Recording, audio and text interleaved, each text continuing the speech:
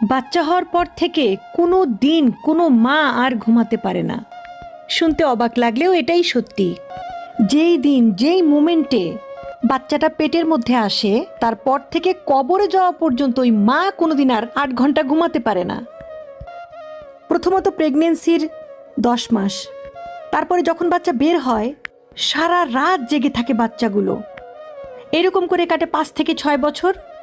তারপরে বাচ্চাটা এসে দাঁড়ায় মাঝখানে দুইজনের, এবং এই মাঝের সময়টাতেও লাথিবে, একটু পরে খাবে, ওয়াশরুমে যাবে, নানান কিছু।